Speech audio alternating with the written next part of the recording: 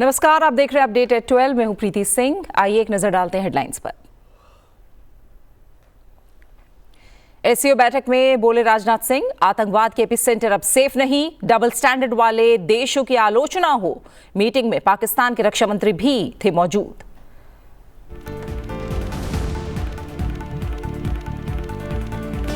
लोकतंत्र के लिए भूकंप से कम नहीं था, इमरजेंसी के 50 साल पूरे होने पर बोले उपराष्ट्रपति जगदीप धनखड़। उत्तर प्रदेश को मिला पहला संविधान पार्क, लोकसभा अध्यक्ष ओम बिरला ने किया उद्घाटन।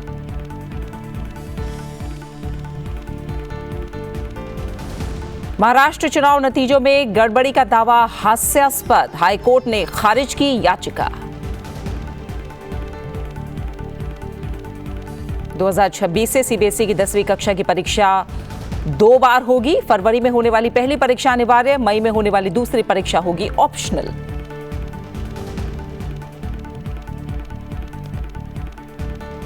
उपराष्ट्रपति जगदीप धनखड़ बुधवार को नैनीताल स्थित कुमाऊं विश्वविद्यालय के स्वर्ण जयंती समारोह में मुख्य अतिथि के तौर पर शामिल हुए। समारोह के दौरान उन्होंने छात्रों और संकाय सदस्यों को संबोधित किया और कहा कि आपातकाल के काले अध्याय को याद किया उन्होंने और कहा कि 50 वर्ष पहले इसी दिन विश्व का सबसे पुराना, सबसे बड़ा और अब सबसे जीवंत लोकतंत्र एक गंभीर संकट से गुजरा।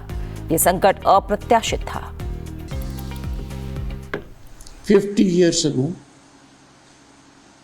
this day, the oldest, the largest, and now the most vibrant democracy went through difficult air pocket, unexpected hazard in the shape of headwinds, nothing short of earthquake to destroy democracy. It was imposition of emergency. The night was dark. The cabinet was sidelined. The beleaguered Prime Minister then, facing an adverse High Court order, yielded to personal gain, ignoring the entire nation. And the President trampled constitutionalism, signed a declaration of emergency. What followed for 21-22 months was turbulent period for our democracy, never imagined. The darkest period of democracy we had the occasion to see. उपराष्ट्रपति ने कहा 1,40,000 लोगों को जेलों में डाल दिया गया, उन्हें न्याय प्रणाली तक कोई पहुंच नहीं मिली, वो अपने मौलिक अधिकारों की रक्षा तक नहीं कर सके। 140,000 people were put behind bars. They had no access to justice system. They could not vindicate their fundamental rights. 9 high courts, fortunately, stood the ground and they held emergency or no emergency. Fundamental rights cannot be put on hold, ruling firmly that every citizen of the country has a right which can be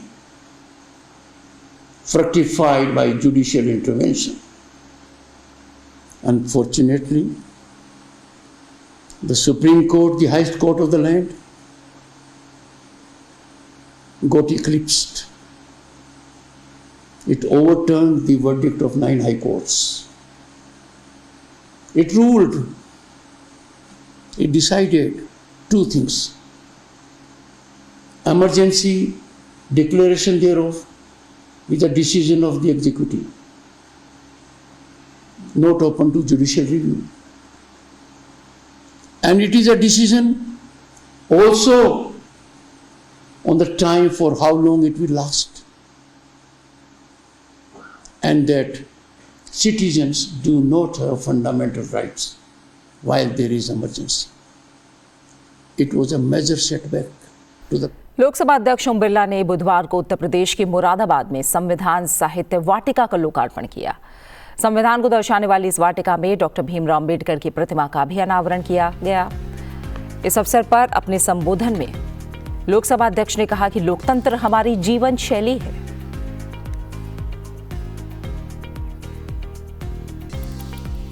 लोकतंत्र हमारे व्यवहार में रहा है, लोकतंत्र हमारी जीवन शैली है। और जब जब भी लोकतंत्र की हत्या करने का प्रयास किया, लोकतंत्र को कुचलने का प्रयास किया, इस भारत की जनता ने उस लोकतंत्र के कुचलने वालों को जवाब भी दिया है। और इसीलिए हम कहते हैं, लोकतंत्र भारत की सामर्थ्य है, लोकतंत्र हमारे जीवन जीने की कार्यशैली है। लोकसभा अध्यक्ष ओम बिरला मुरादाबाद में स्थानीय व्यापार समूह के एक एक्सपोर्टर मीट में भी शामिल हुए। उन्होंने निर्यातकों और उद्यमियों को संबोधित किया और कहा कि विकसित आत्मनिर्भर भारत का सभी से आह्वान किया गया।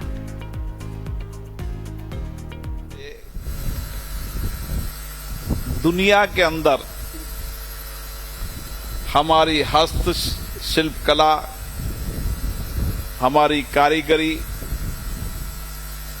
और पीतल की नगरी जरूर कहलाती है, लेकिन इस नगरी ने एक ऐसा इकोसिस्टम बनाया है कि 500 से ज्यादा आर्टिजन्स, हजारों आर्टिजन्स, उनकी अद्भुत कला और विशेष रूप से हस्तकला, जिसने दुनिया के अंदर भारत की पहचान बनाई, अपनी कारीगरी में, अपनी शिल्पकारी के अंदर। और इसीलिए उत्तर प्रदेश का मुरादाबाद का जिला दुनिया के बड़े विकसित देशों के अंदर भी भारत की हस्तकला और शिल्पकला की पहचान बनाता है। मुझे खुशी है कि इसकी विरासत बहुत पुरानी है, लेकिन आने वाली पीढ़ी ने बदलते परिप्रेक्ष्य में दुनिया की आवश्यकताओं के अनुसार नई डिजाइन को देने का काम किया है। अपने मेक इन इंडिया के प्रोडक्ट को नई तकनीकी के साथ एक बेहतर शिल्पकार के रूप में एक पहचान दी है। रक्षा मंत्री राजनाथ सिंह ने कहा कि पहलगाम आतंकी हमले का पैटर्न भारत में लश्कर-ए-तैयबा के पिछले आतंकी हमलों जैसा था। सीमा पार से होने वाले आतंकी हमलों को रोकने के अपने अधिकार का इस्तेमाल करते हुए भारत ने 7 मई 2025 को ऑपरेशन सिंदूर को अंजाम दिया। कुछ देश सीमा पार आतंकवाद को अपनी नीति मानते हैं और आतंकवादियों को पनाह देते हैं और फिर इससे इनकार करते हैं। ऐसे डबल स्टैंडर्ड्स के लिए कोई जगह नहीं होनी चाहिए। उन्हें समझना होगा कि अब आतंकवाद के एपिसेंटर सेफ नहीं है। राजनाथ सिंह ने बातें चीन के किंगडाओ में SCO यानी शंघाई कोऑपरेशन ऑर्गेनाइजेशन की बैठक में कही। इस बैठक में पाकिस्तान के रक्षा मंत्री ख्वाजा आसिफ भी मौजूद थे। राजनाथ सिंह ने कहा कि SCO को ऐसे देशों की आलोचना करने में संकोच नहीं करना चाहिए।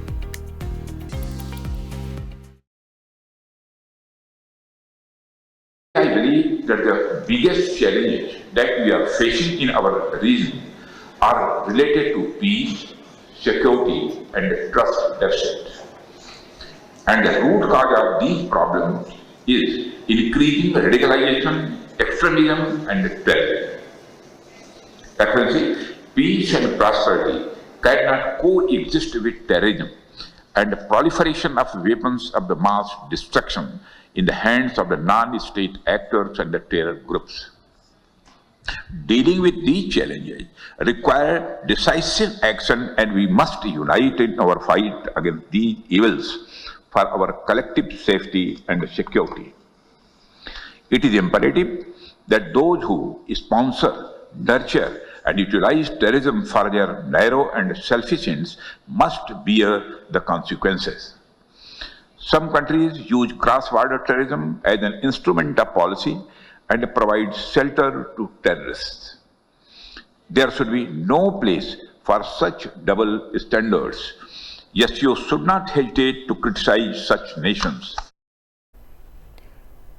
प्रधानमंत्री नरेंद्र मोदी की अध्यक्षता में आज नई दिल्ली के साउथ ब्लॉक में प्रगति की 48वीं बैठक आयोजित की गई। प्रगति केंद्र और राज्य सरकारों को सम्मिलित करते हुए सक्रिय शासन और समय पर परियोजनाओं के कार्यान्वयन को बढ़ावा देने के लिए आईसीटी आधारित एक बहु मॉडल मंच है। इस बैठक में प्रधानमंत्री ने खान, रेलवे और जल संसाधन क्षेत्रों में कुछ महत्वपूर्ण बुनियादी ढांचा की परियोजनाओं की समीक्षा की। आर्थिक विकास और लोक कल्याण के लिए महत्वपूर्ण इन परियोजनाओं की समीक्षा की गई, जिसमें समयबद्धता, अंतर एजेंसी समन्वय और समस्या समाधान पर ध्यान केंद्रित किया गया। उन्होंने केंद्र और राज्य स्तर के अधिकारियों से आग्रह किया कि वो जीवन में सुधार के अवसर पैदा करने के लिए परिणाम आधारित दृष्टिकोण अपनाएं। केंद्रीय मंत्रिमंडल ने प्रधानमंत्री नरेंद्र मोदी की अध्यक्षता में आगरा, उत्तर प्रदेश में अंतर्राष्ट्रीय आलू केंद्र के दक्षिण एशिया क्षेत्रीय केंद्र की स्थापना को मंजूरी दी है।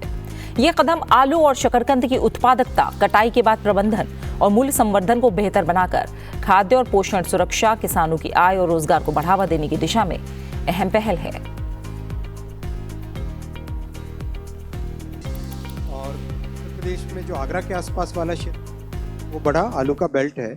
उस बेल्ट में आगरा में जो इंटरनेशनल पोटैटो सेंटर है उसका रीजनल सेंटर स्थापित किया जाएगा। 111 करोड़ रुपए और दुनिया भर में पहचान भी है भारत की। उत्तर प्रदेश भारत में सबसे बड़ा आलू का उत्पादक है और उत्तर प्रदेश में जो आगरा के आसपास वाला क्षेत्र है वो बड़ा आलू का बेल्ट है। उस बेल्ट में आगरा में जो इंटरनेशनल पोटैटो सेंटर है उसका रीजनल सेंटर स्थापित किया जाएगा। 111 करोड़ रुपए की लागत से राज्य सरकार ने बहुत ही निर्णायक तरीके से काम करके ज़मीन दे दी है ऑलरेडी और अब वहाँ पे केंद्र सरकार और राज्य सरकार और इंटरनेशनल सेंटर के सहयोग से ये सेंटर बनेगा। इस सेंटर से एक साइंटिफिक तरीके से आगे बढ़ा जाएगा, इसीलिए निर्णय लिया गया है। कैबिनेट ने झरिया कोयला क्षेत्र के लिए एक नए मास्टर प्लान को मंजूरी दी। केंद्रीय मंत्री अश्विनी वैष्णव ने जानकारी दी कि झरिया के नए मास्टर प्लान के लिए केंद्र सरकार ने 5,940 करोड़ की स्वीकृति दी है। ये योजना झरिया क्षेत्र में पुनर्वास, सुरक्षा और कोयला खनन के सतत विकास के लिए महत्वपूर्ण कदम है। कोल कंपनीज का जो नेशनलाइजेशन हुआ था उससे पहले एक लंबे समय तक अनसाइंटिफिक तरीके से माइनिंग होती थी। उसके कारण झरिया के पूरे एरिया में जमीन के नीचे बहुत एक लंबे समय से फायर का इंसिडेंस चल रहा है। इस प्रॉब्लम को सॉल्व करने के लिए 2009 में पहले एक मास्टर प्लान बना था और इन पिछले 10 वर्षों में एक सस्टेन्ड वे में काम किया, जिसके कारण जो एक्टिव फायर साइट्स थी वो 77 से रिड्यूस होकर 27 में आ गई और जो स्टेबलाइज करना था 595 साइट्स में से 39 साइट्स स्टेबलाइज हुई। अब तक की जो लर्निंग रही उस लर्निंग को लेके एक नया मास्टर प्लान आज कैबिनेट ने अप्रूव किया है, जो कि ये झरिया का नक्शा है। झारखंड का वो हिस्सा जहाँ पे कोल की बहुतायत रहती है, ये दामोदर रिवर के साथ लगा हुआ धनबाद का एरिया, यहाँ पर झरिया कोल फील्ड है। इस तरह की परिस्थिति रहती है। रात में देखो कई जगह पे जमीन में से आग निकली हुई दिखाई देती है, कई जगह जमीन धंस जाती है। आज जो कैबिनेट में अप्रूव हुआ है नया मास्टर प्लान 5,940 करोड़ रुपए का है और इसमें फंडामेंटल चेंजेस जो आए वो सबसे बड़ा इंस्टीट्यूशनल रीस्ट्रक्चरिंग, कैसे सिस्टम को और स्ट्रेंथन करें, टेक्निकल लोग साथ आए, ग्लोबल एक्सपर्ट्स हैं वो सब साथ आए और जो लोकल नॉलेज है उस नॉलेज का उपयोग करके हम एक सॉल्यूशन लेके आ सके। पहला ये। दूसरा, रिहेबिलिटेशन ऑफ द फैमिलीज जिनको अपना घर बार इन परिस्थितियों के कारण छोड़ना पड़ रहा है, उनको कैसे एक बेहतर जिंदगी दे सकें, बेटर स्किल दे सकें, बेटर लाइवलीहुड दे सकें, वो ध्यान में रखते हुए यहाँ पे किया गया है। और तीसरा, जो रिहेबिलिटेशन वाले एरियाज हैं उसमें किस तरह से सोशल और इकोनॉमिक इंफ्रास्ट्रक्चर को बेटर करें, रोड्स हो, हॉस्पिटल्स हो, स्कूल्स हो, उन सबको स्ट्रेंथन करें। और चौथा, राज्य सरकार और वहाँ के बाशिंदे उन सबको साथ लेके कंप्लीट मास्टर प्लानिंग और एग्जीक्यूशन किया जाएगा। वहीं केंद्रीय मंत्रिमंडल ने पुणे मेट्रो फेज 2 के विस्तार को मंजूरी दे दी है, जिसमें 13 स्टेशनों के साथ 12.75 किलोमीटर की दूरी शामिल है, जिससे प्रमुख उपनगरों में कनेक्टिविटी बढ़ेगी। परियोजना की कुल लागत 3,626.24 करोड़ रुपए होने का अनुमान है। में one of the largest cities के रूप में उभरा है। महाराष्ट्र में सेकंड मोस्ट पॉपुलर सिटी है। वहाँ के अर्बन ट्रांसपोर्टेशन को एक तरीके से रिजुविनेट करने के लिए लगातार प्रयास किए गए हैं। अभी करीब 33 किलोमीटर ऑपरेशनल है पुणे मेट्रो और 33 किलोमीटर और इसका कंस्ट्रक्शन चल रहा है। आज लाइन 2 3,626 करोड़ रुपीस के आउटले से इसका एक्सटेंशन अप्रूव हुआ। इससे 12.75 किलोमीटर और ऐड होंगे और 13 more stations will be added. City के जो बहुत फास्ट ग्रोइंग सबर्ब्स हैं ईस्ट और वेस्ट में, वो सब इससे कनेक्ट होंगे। बहुत सारे आईटी हब्स हैं, एकेडमिक एरियाज़ हैं और रेजिडेंशियल एरियाज़ हैं, जिसको इसका बेनिफिट मिलेगा। पुणे डिस्ट्रिक्ट को नॉर्थ और साउथ के कॉरिडोर और ईस्ट से वेस्ट का कॉरिडोर, ये दो लाइन 1 और लाइन 2 33 किलोमीटर्स ऑलरेडी ऑपरेशनल है। लाइन 1 का जो एक्सटेंशन कुछ समय पहले अप्रूव किया गया था स्वारगेट से कटराज, इसका कंस्ट्रक्शन अभी तेजी से चल रहा है। लाइन 1 का नॉर्थ में जो एक्सटेंशन है PCMC Pimpri Chinchwad municipal corporation, वहां से निगडी तक वो लाइन करीब 4.4 किलोमीटर की कुछ समय पहले अप्रूव हुई थी। लाइन 3 बन रही है, ये कंप्लीट पीपीपी में बन रही है, 23.2 किलोमीटर की लाइन। आज जो अप्रूव हुआ है वेस्ट में और ईस्ट में दोनों तरफ लाइन 2 का एक्सटेंशन, जिससे कि लाइन 2 और एक्सटेंड हो, ज़्यादा से ज़्यादा एरिया को कवर करे और पुणे के सभी निवासियों को इसका बेनिफिट मिले। ये बेसिकली 2A जो वेस्ट में दिख रहा है वनाज टू चांदनी चौक 1.12 किलोमीटर्स है और जो ईस्ट में दिख रहा है 11.63 किलोमीटर्स है Ramwadi to Wagholi Vithalwadi. Complete Pune metro अगर हम देखें, लाइन 1 ये नॉर्थ से साउथ को कनेक्ट करने वाली, लाइन 2 ईस्ट से वेस्ट को कनेक्ट करने वाली और इसके एक्सटेंशंस जो साउथ और ईस्ट वेस्ट दोनों कॉरिडोर्स को आगे लेके जाते हैं और ये पीपीपी वाली लाइन 3। ओवरऑल एंटायर पुणे शहर का एक अच्छा अर्बन ट्रांसपोर्टेशन का इससे मॉडल बनेगा, जो कि पुणे की ग्रोथ को कई वर्षों तक सपोर्ट करेगा। लोगों की कॉस्ट ऑफ लिविंग कम होती है, ईज ऑफ लिविंग बढ़ती है और total network one of the largest in the country होएगा। भारत के शुभांशु शुक्ला ने इतिहास रचा है। बुधवार को फ्लोरिडा के केनेडी स्पेस सेंटर से अंतर्राष्ट्रीय अंतरिक्ष स्टेशन के लिए उन्होंने उड़ान भरी। लगभग 28 घंटे की यात्रा के बाद आज शाम 4:30 बजे अंतर्राष्ट्रीय अंतरिक्ष स्टेशन पर पहुंचने का अनुमान है। इस मिशन में अमेरिका, पोलैंड और हंगरी के अंतरिक्ष यात्री भी शामिल हैं, यानी कुल 4 यात्री सफर पर हैं। शुभांशु शुक्ला ने कहा कि ये सिर्फ अंतरिक्ष स्टेशन तक की मेरी यात्रा की शुरुआत नहीं है, बल्कि भारत की मानव अंतरिक्ष उड़ान की भी शुरुआत है। राष्ट्रपति और प्रधानमंत्री ने इस मिशन के लिए शुभकामनाएं दी हैं। पूरा देश एक भारतीय की अंतरिक्ष यात्रा को लेकर उत्साहित और गौरवान्वित है। ये बात राष्ट्रपति द्रौपदी मुर्मू ने कही। वहीं प्रधानमंत्री ने कहा कि शुभांशु शुक्ला अपने साथ 1.4 अरब भारतीयों की शुभकामनाएं, उम्मीदें और आकांक्षाएं लेकर गए हैं।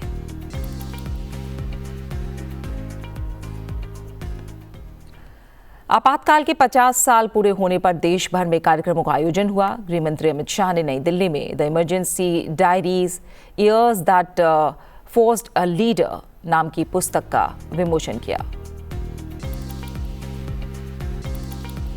प्रधानमंत्री ने अपने संघर्ष की गाथा साझा की। लॉन्ग लिव डेमोक्रेसी यात्रा को भी हरी झंडी दिखाई गई।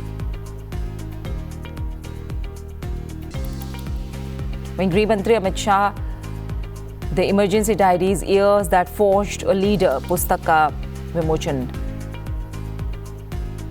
ये किताब आपातकाल के दौरान युवा आरएसएस प्रचारक के रूप में प्रधानमंत्री नरेंद्र मोदी की भूमिका और संघर्ष को रेखांकित करती है, साथ ही उनके साथियों के अनुभव भी साझा करती है।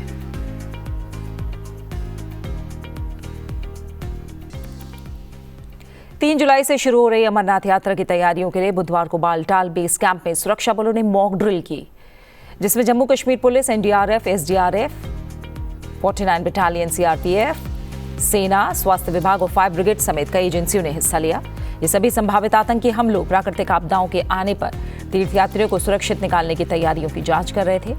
इस साल अमरनाथ यात्रा को लेकर सुरक्षा एजेंसियों ने यात्रा रूट के जंगलों में बने डॉग की प्रोफाइलिंग और जियो टैगिंग भी शुरू की है।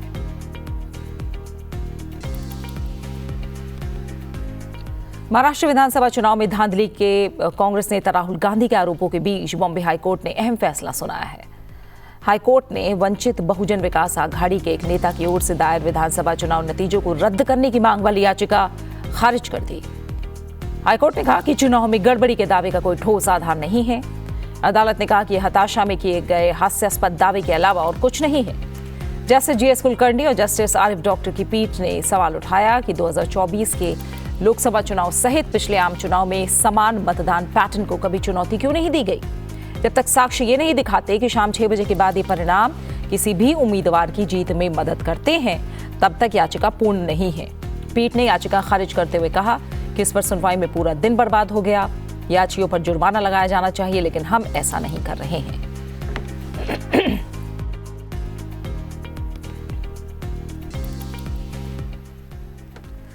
Central board of secondary education यानी सीबीएसई 10वीं के स्टूडेंट 2026 में साल में 2 बार एग्जाम देंगे।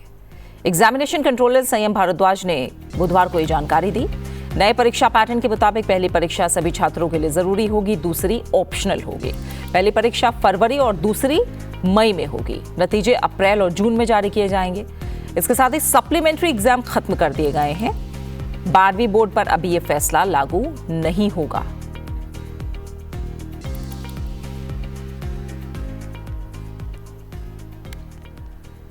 आज 26 जून है।